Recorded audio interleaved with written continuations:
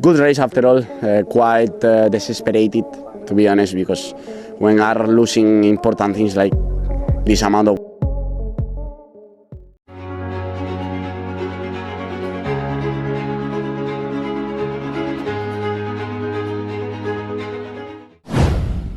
Jawaban mengambang tim milik Valentino Rossi, tertarik dengan Acosta tapi perpanjang kontrak Morbidelli.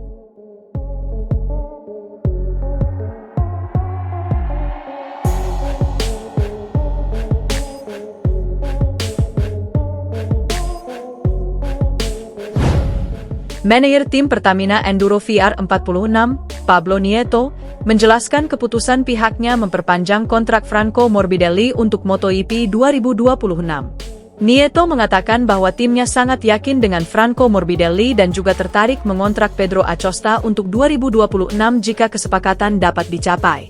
Awal pekan ini menjelang MotoGP Catalunya 2025, tim milik legenda MotoGP, Valentino Rossi mengumumkan telah memperpanjang kontrak runner-up kejuaraan dunia 2020, Morbidelli, dengan perpanjangan kontrak hingga 2026.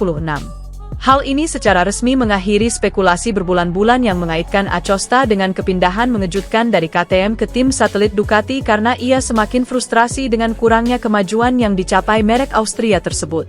Meskipun Acosta telah lama mengonfirmasi bahwa ia akan tetap di KTM pada 2026, baik ia maupun VR46 mengakui telah ada diskusi tentang potensi kesepakatan untuk tahun depan.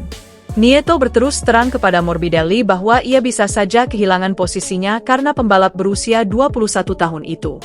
Pada akhirnya, kami sangat jelas dengan Frankie, sapaan akrab Morbidelli, kata Nieto dilansir bolasport.com dari Crash.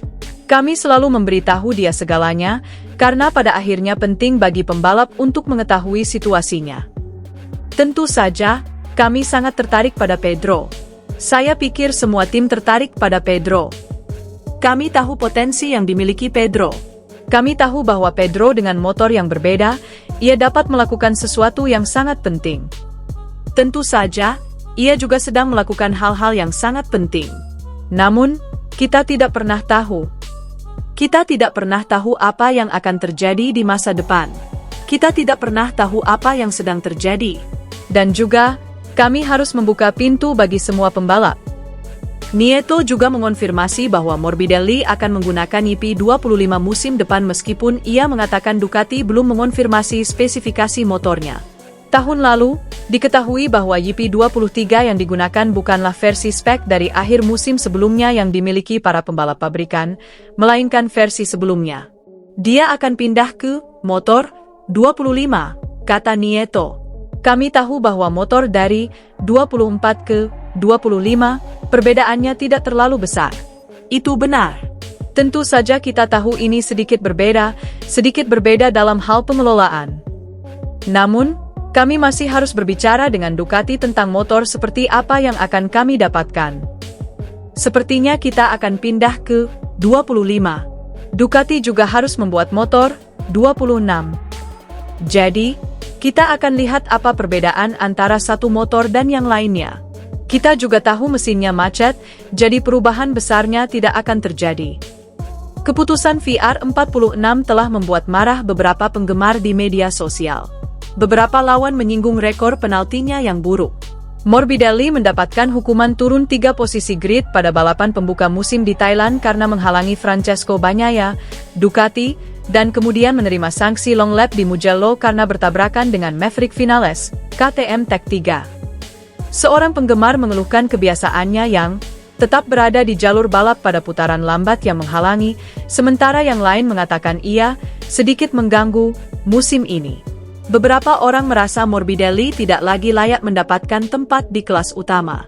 Ada yang mengatakan bahwa ia memuncak pada 2020 dan bahwa ia seharusnya dipulangkan saat masih bersama Yamaha. Pemilik tim VR46, Rossi telah diperingatkan bahwa ia akan mengalami tahun mediokritas lainnya. Morbidelli adalah anggota pertama akademinya, yang membuat seorang pengguna berpendapat bahwa persahabatan lebih berharga daripada bakat. Sebuah laporan baru-baru ini mengklaim bahwa Rossi akan merasa terlalu menyakitkan untuk memecat Morbidelli. Dalam sebuah wawancara akhir bulan lalu, Morbidelli mempertanyakan apakah Marc Marquez bisa dianggap sebagai yang terhebat karena peristiwa musim 2015 yang kontroversial. Ia dan Rossi masih berselisih hingga hari ini. Jelas bahwa Morbidelli memiliki hubungan dekat dengan juara kelas utama 7 kali tersebut. Meskipun ia tampaknya memecah belah penggemar MotoGP, perlu diingat bahwa ia telah memenangkan 3 Grand Prix. Secara umum, musim ini agak mengecewakan bagi VR46. Mereka telah dikalahkan oleh Gresini meskipun memiliki hubungan yang lebih dekat dengan tim pabrikan Ducati, dan mereka masih belum meraih kemenangan apapun pada 2025. Pembalap Ducati Lenovo, Marc Marquez, makin mengukuhkan posisi di puncak klasemen MotoGP 2025 setelah kemenangan pada balapan sprint GP Catalunya. Gelar pun bisa dikunci pada seri berikutnya. Marc Marquez berhasil finish pertama dalam balapan sprint MotoGP Catalunya yang digelar di sirkuit Catalunya, Barcelona, Spanyol, Sabtu, 6 September 2025. Si semut dari Cervera diuntungkan dengan blunder yang dilakukan pesaing terdekat sekaligus adik sendiri, Alex Marquez, BK8 Gresini Racing. Persaingan sempat terlihat akan dimenangi Alex setelah gap yang mencapai 1 detik atas Marc setelah paruh balapan yang berdurasi 12 lap tadi. Akan tetapi, penonton dikejutkan dengan terjatuhnya Alex karena mengalami selip ban depan di tikungan 10. Catalunya memang trek yang dikenal licin. Marc juga hampir terjatuh pada penghujung lomba. Bedanya, juara dunia 8 kali itu kembali selamat berkat refleks hebatnya yang sudah tersohor di MotoGP. Sayangnya Alex terjatuh, saya sudah menyerah karena dia lebih cepat, ucap Marc dalam interview di podium setelah balapan rampung. Saat saya menyerah mungkin dia mengendarai motornya dengan sedikit berlebihan dan terjatuh di tikungan 10. Akan tetapi, dia punya kesempatan besok karena dia mempunyai pace terbaik. Kesempatan juga dimiliki Marc Marquez untuk bisa meraih match point pada seri berikutnya yaitu MotoGP San Marino di sirkuit Misano, Rimini, Italia. Sirkuit Misano tak cuma kandang bagi seterunya yaitu Valentino Rossi tetapi juga Ducati sebagai tim yang statusnya akamsi di sana. Menurut MotoGP, Marc Marquez bisa memastikan gelar juara apabila menambah selisih poin atas Alex hingga 10 angka pada akhir pekan ini. Dengan begitu, jarak maksimal yang bisa diciptakan Marquez setelah MotoGP San Marino adalah 222 poin yang mana hanya bisa disamai Alex dengan 6 seri tersisa. Kalau poinnya sama, Marc tetap berhak meraih posisi lebih tinggi karena sudah memenangi 10 balapan utama sedangkan Alex baru 1 kali dan maksimal 6 kali. Adapun dengan gagal finishnya Alex saat dia meraih kemenangan, Marc telah menjauhkan jarak sebesar 12, tepatnya kini sudah sejauh 187 poin. Artinya, saat balapan besok Marc hanya perlu finish sedemikian sehingga poinnya tidak berkurang lebih dari 2 angka atas Alex. Skenario pertama tentunya adalah Marc harus menyelesaikan balapan di depan Alex. Skenario kedua adalah berada tepat di belakang Alex tetapi hanya jika adiknya tersebut gagal mencapai 3 besar. Sedangkan petaka bagi Alex adalah finish ke-14 atau lebih buruk karena poinnya cuma 2. Perlu dicatat bahwa Marc masih harus melanjutkan kemenangan beruntun dan sekaligus kesialan bertubi-tubi bagi adiknya untuk mengunci gelar di Misano. Alasan ini yang membuat Marc tidak berharap titel juara dunianya yang ke-9 tidak terjadi di Misano akhir pekan depan. Siapa juga yang mengharapkan kemalangan, terlebih bagi adik sendiri? Bagaimanapun Alex merupakan salah satu sosok terdekat yang mendampingi Marc saat berada di titik terendah akibat badai cedera dan krisis performa pada 2020 hingga 2024. Marc pun tidak menutupi misi sampingannya selain juara lagi adalah membantu Alex mendapat prestasi setinggi mungkin.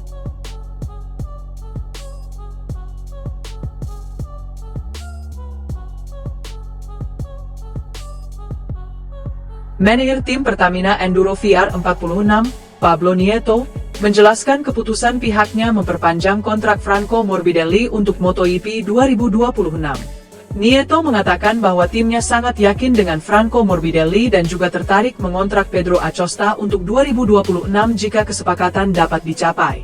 Awal pekan ini menjelang MotoGP Catalunya 2025, tim milik legenda MotoGP, Valentino Rossi mengumumkan telah memperpanjang kontrak runner-up kejuaraan dunia 2020, Morbidelli, dengan perpanjangan kontrak hingga 2026.